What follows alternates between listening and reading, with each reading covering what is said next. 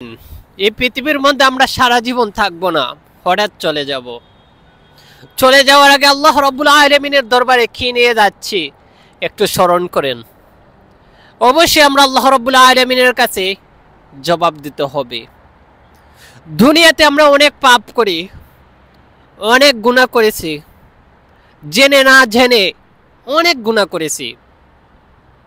যদি অন্য মানুষ জানতো তাহলে আমাদের উপর থুতু নিক্ষেপ করত।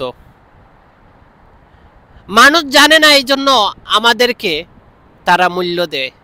যদি আমাদের পাপের কথা মানুষ জানতো তাহলে আমাদেরকে মূল্য দিত না। তোমাকে একটা কথা বলি, যদি বিশ্বাস না হয় একটু ভাবুন, দুনিয়াতে আমি কি করছি? আমি ভালো কাজ করতেছি না খারাপ কাজ করতেছি? ভালো কাজ কয়টা করছি, খারাপ কাজ কয়টা করছি, নেকের কাজ কয়টা করছি, পাপের কাজ কয়টা করছি? নিজে নিজে একটু হিসাব করেন, তাহলে সব বেড়ে আসবে।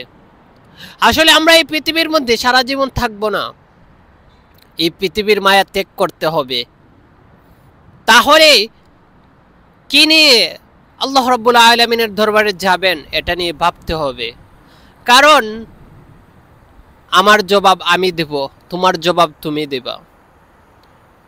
তোমার জবাব আর কেউ দিবে না, তুমি দিতে হবে।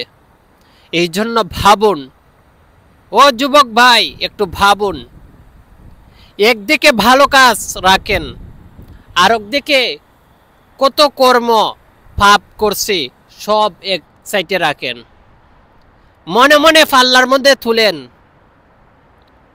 তুলে সিদ্ধান্ত নেন আমি ভালো কাজ কতটুক করলাম, খারাপ কাজ কতটুক করলাম। আমি মনে করি আমার মতন যারা যুবক আছে, আমি মনে করি পাপ আমাদের খারাপ কাজ বাড়ি হয়ে যাবে। পাল্লায় তুলে মিজানে তুলে একটু নাপ দেন। অবশ্যই আমি মনে করি আমরা যা যা এই পৃথিবীর মধ্যে করেছি খারাপ কাজ, সেটা বাড়ি হয়ে যাবে। একটা কথা মনে রাখবেন, যদি এই গুণাগুলো আমাদের আশেপাশে মানুষ জানতো তাহলে আমাদেরকে কি বলতো জানেন? এই সমাজ থেকে ধাক্কা দিয়ে বের করে দিত।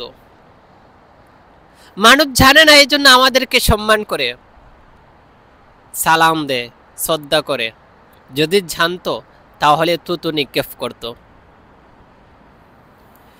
একটা কথা মনে রাখবেন, যা ওই করেন না কেন, আসেন আল্লাহ রাব্বুল আলামিনের পথে আসেন। অবশ্যই আল্লাহ রাব্বুল আলামিন সমস্ত গুনাহ মাফ করে দেবেন। তওবা করেন, তওবা করলে অবশ্যই আল্লাহ রাব্বুল আলামিন সমস্ত গুনাহ মাফ করে দিবেন। আসসালামু আলাইকুম।